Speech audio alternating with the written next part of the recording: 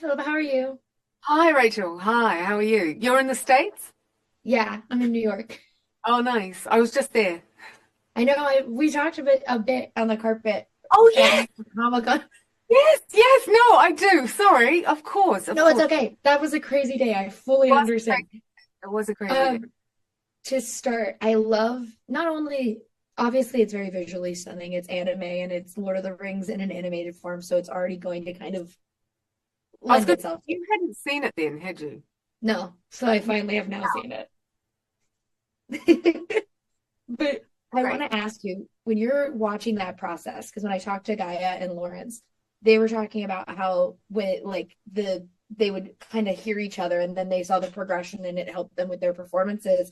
But for you on the production side of things, how was it kind of seeing all of those moving parts work together to end Yeah. up being the final product that we got? There was stuff that I had to learn in terms of the process of making an anime film. But then there was other stuff, especially recording the actors, that felt incredibly familiar. And the thing that Mhm. I loved about our cast is that they never approached it as like some kind of like, oh, we're just turning up and doing a radio play, or nothing against a radio play, but like they really came at it as if they were full on performing these characters for real in a live action movie. They gave it all of that. Um, and actually, all of the characters, Gaia especially, I have to say, along the way helped inform who the character was. You know, she really did start to help us shape who Hera was as we went through iterations of. So they laid down the first voice track.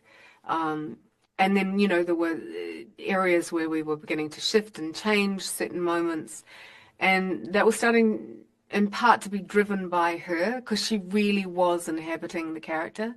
There's something so sparky about Gaia that you can feel in Hera.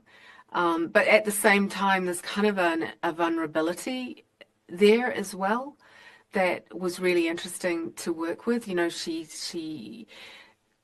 was able to own her own fear in a really interesting way, which I thought was really great for that character.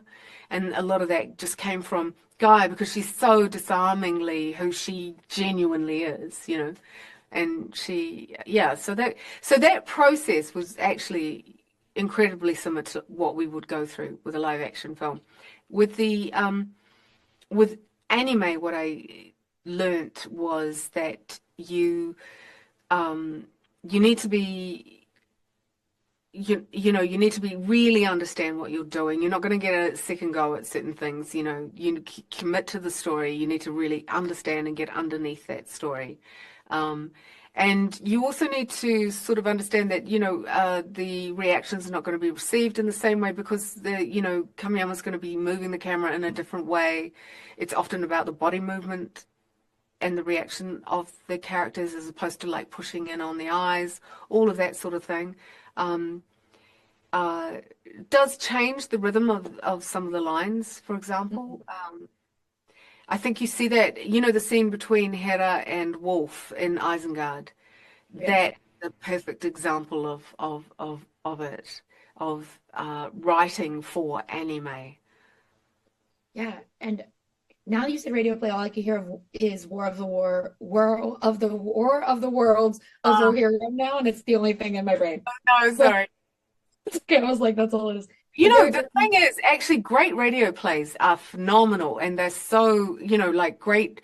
Like Brian loves doing radio, and you can hear that in his voice. He's just so natural with a microphone. He really knows how to use his voice, fills out that space so brilliantly, and uh, we did have actors who were less experienced at that. But what was interesting, I think, is because they engaged in the characters and fell in love with the characters, and we worked with them in Mhm. the same way that we would work with any actor coming to a live action film. They felt real. They brought that sense of reality and they came fully formed, if that makes sense. Yeah, it does. But thank you so much for talking with me. It's nice to talk to you now that I have seen War of the Rohirrim. But I can't wait for everyone else to get to see it too. So thank you. Did you have a favorite character? I love Hera because I like when Lord of the Rings is like, here are the Okay. ladies, let the ladies do it. Oh, well, it's good she's speaking to a young woman. I love that. That's great. Yeah, I love her. But Yeah. thank you.